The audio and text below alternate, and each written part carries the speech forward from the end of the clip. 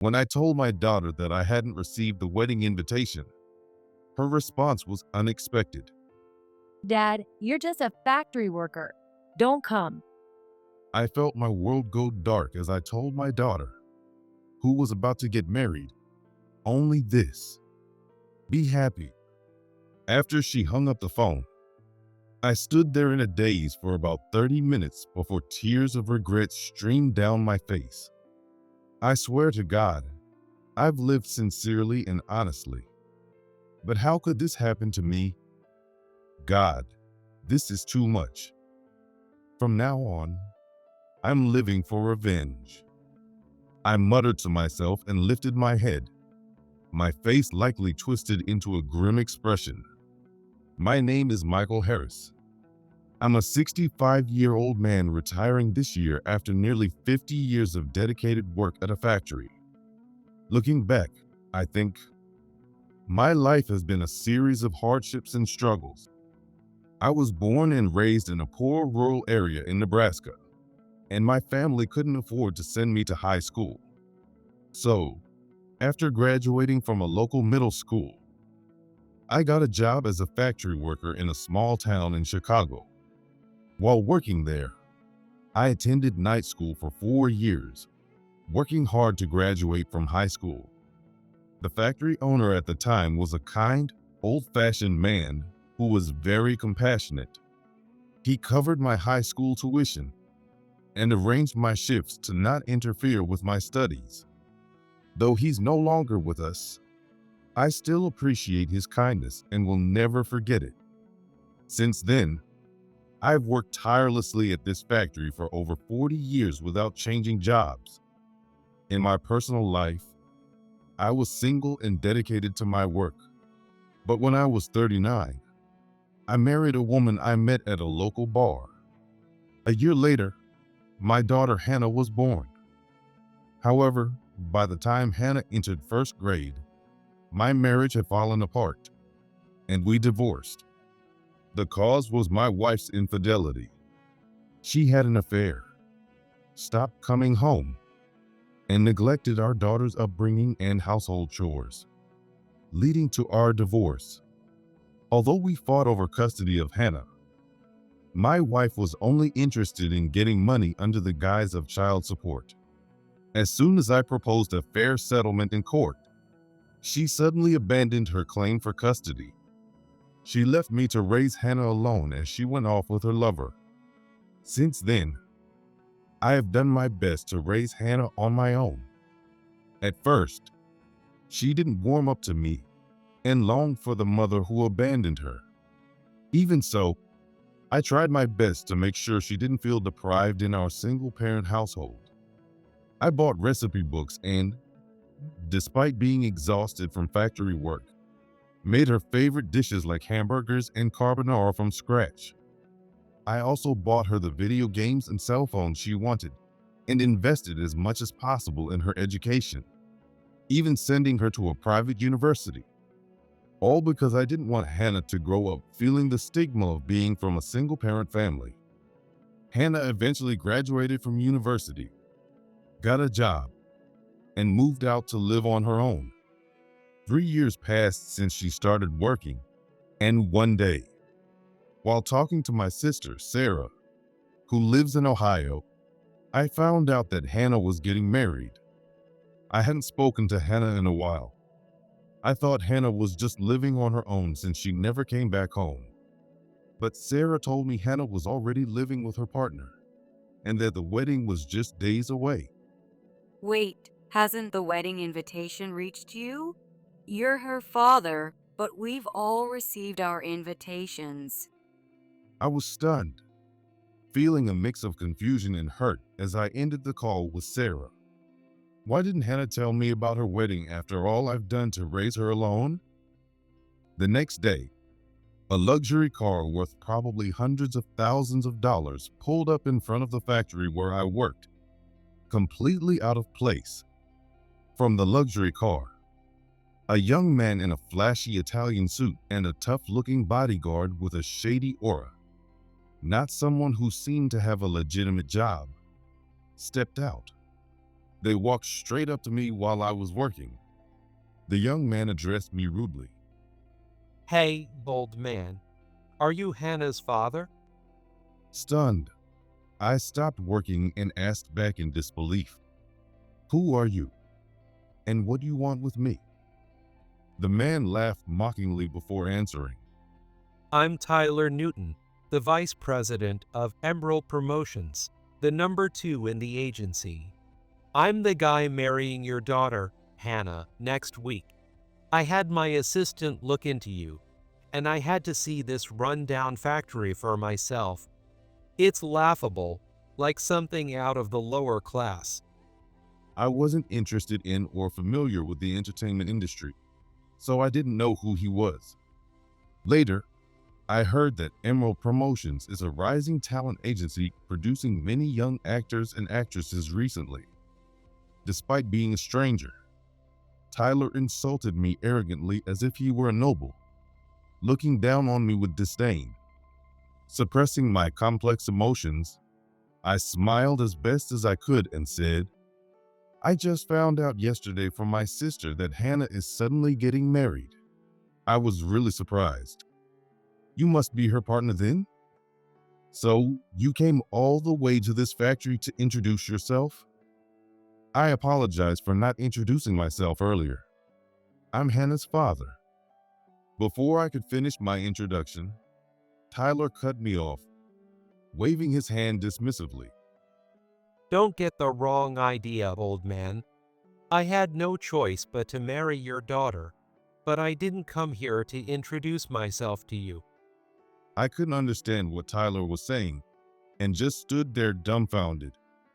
Seeing my confusion, Tyler sneered and explained, I'm here to make sure that you, a deadbeat dad, don't try to mooch off me in the future. I don't respond to any kind of extortion or blackmail. I'm just making that clear right now. Tyler and his bodyguard turned and left the factory, leaving me standing there in shock. I stood there alone, feeling completely stunned. What in the world is going on? No choice but to marry Hannah? Is her marriage not something she wanted? I kept replaying Tyler's rude visit in my head, becoming more and more confused, and spent the rest of the day working in a dark mood. I tried calling Hannah to find out the truth, but she never answered her phone. The wedding invitation still hadn't arrived for me, and the days passed with me feeling increasingly frustrated. One day, I had a rare day off from the factory and was relaxing at home. I thought, maybe I should finally go to the gym I've been paying for, but never visit. Just then, the doorbell rang. When I opened the door, I saw someone I really didn't want to see. It was my ex-wife, Susan, who I divorced over 20 years ago. She had since remarried and taken the last name Johnson. "Hello. If you're here to ask me to co-sign a loan again, the answer is no." I looked at Susan with annoyance as I spoke. Truth be told, Susan has shown up unannounced like this several times since our divorce. She only ever came to ask for money or to have me co-sign a loan. Her new husband was a gambler. He spent all their money, so I had reluctantly lent them money and even co-signed loans for them in the past. But they repaid my kindness with betrayal. A few years ago, their debts from gambling became so overwhelming that they declared bankruptcy. As a result, I had to repay all the debts I had co-signed for, and it was a terrible experience. I had sworn never to lend Susan money again or co-sign anything. Susan smirked and said, I'm not here to borrow your pocket change. I'm here to see my daughter, Hannah. Where is she? "You've got some nerve, abandoning her when she was a child, and now suddenly showing up to see her," I said, exasperated, but I explained the situation. Hannah moved out 3 years ago and has been living in an apartment. She's not here. Susan looked visibly disappointed and replied, Oh, I see. I got an invitation to her wedding and thought she'd be here. If it's just you, I wouldn't have come. I was stunned. Even the mother who abandoned her got an invitation, but I hadn't received one or even been informed about the wedding by Hannah. Wait, you got an invitation too? I asked in shock, and Susan responded with a sarcastic laugh. Of course, I gave birth to her, didn't I? She tried to one-up me, reminding me that Hannah had always preferred her glamorous mother over her plain old dad. Of course, she'd want her proud mother at her wedding. Oh, and did you hear? Hannah's marrying the son of the president of Emerald Promotions. She's landed herself a rich guy. I'm so proud of her. Hearing this, I understood why Susan had come. Greedy and calculating as ever, Susan was planning to mooch off Hannah's wealthy partner. Bitter memories of Susan's true nature flashed through my mind. In the first place, she had met me at a bar and only married me because she wanted money. I later found out that back then, Susan was drowning in debt from her extravagant lifestyle and affairs. Cunning as she was looking for a gullible man to use. That's when I fell into her trap. Naive and unsuspecting, I had fallen into her trap and ended up marrying her. As a result, I spent the early years of our marriage paying off her debts. So that's why you're here, trying to cozy up to Hannah's husband. You're just as shameless as ever. Susan's eyebrows shot up as she started to insult me. I don't need to hear that from a washed-up, dirty factory worker like you.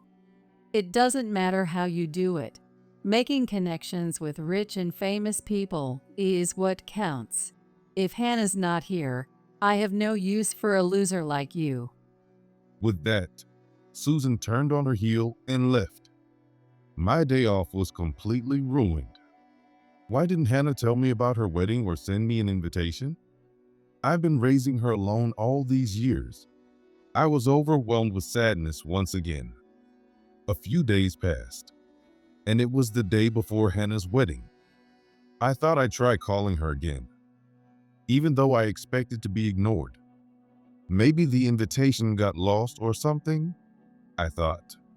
To my surprise, Hannah answered the phone. Hello. You just don't give up, do you? I'm busy. What do you want? Hannah snapped at me, clearly annoyed. Well, Hannah, I heard from your aunt and mother that you're getting married. Is that true? I explained what I had heard from my sister and ex-wife, and Hannah responded irritably. Yes, so what? My partner is from a high-class, elite background, not like a lowly factory worker like you. Stay out of it. Stunned by her harsh words, I pressed on. So, the wedding is tomorrow, right? I haven't received an invitation yet, and I thought maybe it got lost or something. I wanted to make sure you knew about it. Hannah laughed, a high-pitched, unpleasant sound. A mistake? Are you stupid? What are you talking about, old man? I couldn't believe it. She was calling me an old man and mocking me. What do you mean? Listen, you bottom-tier worker. I never thought of you as my father. You've always been a dirty factory worker, and I was ashamed of you since I was a kid. I wanted to be with my beautiful young mom. Being raised by a loser like you was humiliating. Hannah's ungrateful and cruel words left me speechless. I see. So, about the wedding tomorrow. Hannah cut me off. You're just a dirty old factory worker. Don't come. I felt my world go dark as I told my daughter only this. Be happy. Hannah sighed loudly and added before hanging up, It has nothing to do with you. Once I'm married, I'll be part of the elite society. Don't contact me. It's a nuisance. After she hung up, I stood there unable to move for a while. After about 30 minutes, tears of regret streamed down my face. Then, a dark, intense emotion started to well up inside me. I've lived my life sincerely and honestly, but this is how I'm treated? God, this is too much. From now on, I'm living for revenge. I muttered to myself, raising my head with what was likely a demonic expression. 2 days later, the day after Hannah's wedding, I was leaving the factory, covered in grease after a hard day's work, when I saw a familiar face waiting for me. It was my best friend, Thomas Anderson. Thomas and I grew up in the same small town and were classmates in middle school. Back then, we were in the same football club and pushed each other to excel both in the sport and in our studies. He was a true friend I could talk to about anything. Hey, Michael, you're amazing. Still working hard in physical labor at this age. I really respect that, man. Thomas smiled and patted me on the shoulder. Come on, give me a break. Unlike you, I'm just a fool who only knows how to work hard. I joked back, and we both laughed as we got into the taxi Thomas had called. We were headed to a cozy, old whiskey bar we had been going to for years. Last night, Thomas had called me out of the blue and said, Michael, I was invited to your daughter's wedding and went, but I was surprised to find out you weren't even invited. I was also shocked by your daughter's behavior. There was something interesting at the party that I wanted to tell you about. Just so you know, Michael, I'm on your side all the way. So today, I'm going to find out the details of the wedding from Thomas at the whiskey bar. I didn't know the whole story, but from a message Sarah sent me on social media, I could guess that the wedding had turned into a big mess. Hannah is such a terrible daughter. I'm appalled. Poor you, Michael. That's what her message said. When we arrived at the whiskey bar, we took our seats and ordered our favorite single malt scotch. To think she didn't invite her own father, but made sure to invite her father's wealthy friend. She's my daughter, but she's disgustingly calculating. Thomas gave me a sympathetic, slightly sad smile, patting me on the shoulder to comfort me. Yeah, it's hard to believe she's the daughter of someone as honest and straightforward as you, Michael. But it seems it's not just her problem. Apparently, her husband, who is known for being a shady entertainment vice president, wanted to invite me because he knows I'm a famous investor. Although this explanation stung, I pulled myself together and asked Thomas, So? You said on the phone yesterday that something interesting happened at the party. What was it? Thomas chuckled at the memory and replied, Oh, it was quite a spectacle. I'm sorry to say this, but Hannah and her husband are in for a rough time. Haven't you heard anything from Sarah? I replied. She just sent a short message expressing her disgust with Hannah. Thomas nodded and began to recount the events of the wedding reception. According to him, Thomas was first struck by the sheer opulence of the wedding venue. It was no wonder, considering Hannah's husband was a flashy entertainment figure. The venue was filled with beautiful actresses and handsome young actors from the agency, where Tyler was the vice president, adding even more glamour to the event. As soon as Thomas entered the party, he started looking for me, but couldn't find me anywhere. He found it strange that even my ex-wife was invited, but not me. For a while, he mingled with the other guests, engaging in business conversations. After some time, the newlyweds began making their rounds to each table and eventually reached Thomas's table. Thomas, who had met Hannah a few times, asked her, Congratulations. By the way, I've been looking for your father, but I can't seem to find him. Is he not feeling well? Hannah's response shocked Thomas. What? That old man wasn't invited from the start. He doesn't belong in a glamorous party like this. Thomas couldn't believe his ears and scolded Hannah loudly. Is that how you talk about the father who raised you all by himself? Have some shame. But Hannah, unfazed, replied smugly, Look, just because you're my dad's friend doesn't mean you can lecture me. She went on to say that she never wanted to be raised by me and would have preferred to stay with her young and beautiful mother. Still stunned, Thomas listened as Hannah continued. But I had no choice but to stay with that old man. And if you weren't wealthy, you'd be just like him. So stop sticking your nose in my business. Hannah's attitude left Thomas speechless. At that moment, a middle-aged woman, who had been watching the scene unfold, intervened. Hey, you. That's enough. The woman, whose face was flushed with frustration and anger, was my sister Sarah. Knowing Thomas for a long time, she greeted him briefly before turning to Hannah and saying loudly, Do you have any idea how much my brother struggled to raise you alone? She reminded Hannah of the long hours I worked in the factory, coming home to cook and clean for her, and sending her to college without any financial constraints. She continued, Do you remember how your father took time off work to attend your school events so you wouldn't feel left out? Normally gentle and kind, Sarah was now shouting at Hannah with anger and tears in her eyes. Hannah, with a disdainful look, responded, Gratitude? That's a joke. It was suffocating. Having that old man at my school events never made me happy. She spat out that she had always been embarrassed by me, afraid her classmates would laugh at her for having such a shabby father. Sending me to college? That's just what parents are supposed to do. Don't make it sound like a big deal, Auntie. Sarah, overwhelmed with a mix of anger and sadness, began to tear up. You're a heartless person. You have no idea how much your father sacrificed for you.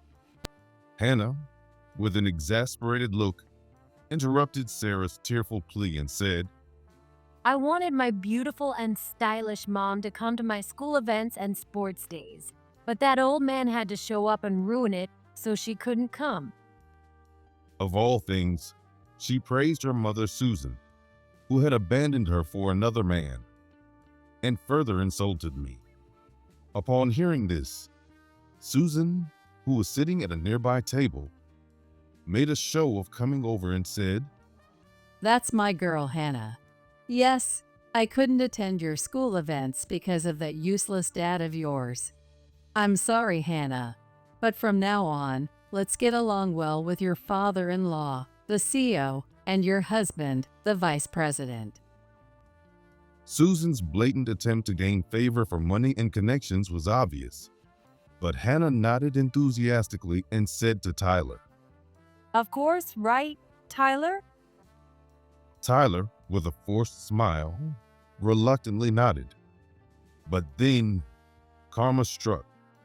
The conversation between Hannah, Thomas, and Sarah was picked up by the microphones worn by the bride and groom and broadcasted through the speakers to the entire venue. Hearing Hannah's ungrateful and vile comments about me, the guests were appalled. I can't believe this horrible, ungrateful bride. I don't want to celebrate someone like her. Calling her hardworking father an old man is unacceptable. I question the character of the vice president marrying such a woman. I can't stay at this wedding any longer. One by one, the guests started leaving the reception early, disgusted by what they had heard. Hannah and Tyler panicked and begged the guests to stay, but it was too late. They had lost everyone's goodwill. Naturally, Thomas and Sarah also left with the other guests. In no time, the grand and opulent party venue was nearly empty. Only the newlyweds, Tyler's parents, Susan, and a few actors and TV personalities from the agency remained. My big, glamorous wedding is ruined. This is awful. Hannah stomped her feet and cried, but her voice echoed hollowly in the now empty room. Thomas then made an offer to the departing guests. I'll pay for everything out of my pocket, so let's rent out a restaurant and continue the party there. How about it? Let's not end the night on a bad note.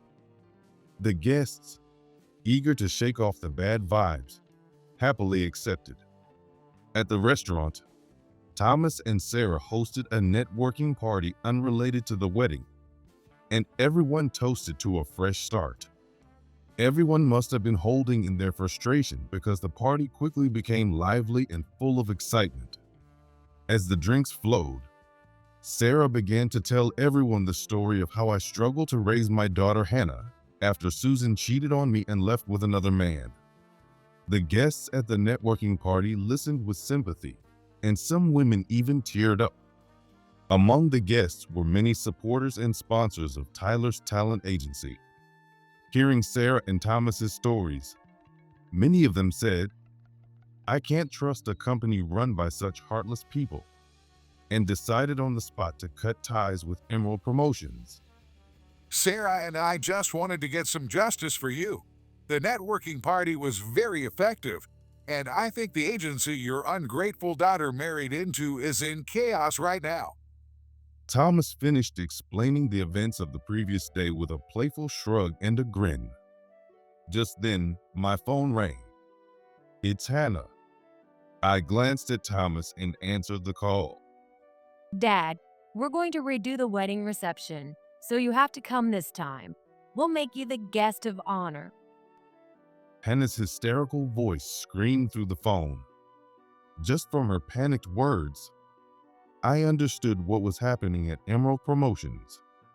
Thanks to Sarah and Thomas's efforts at the networking party, it was clear that the agency was losing support and contracts rapidly. In their panic, Tyler and Hannah must have realized the reason for the chaos was Hannah's despicable treatment of me. So, they decided to redo the reception and pretend to be grateful and dutiful. In that moment, I could clearly understand the motives behind Hannah's words. Taking a deep breath, I delivered my final words to Hannah, the daughter I had raised with all my heart. Enough. I see through your ploy. I'm not going to be part of your dirty schemes anymore.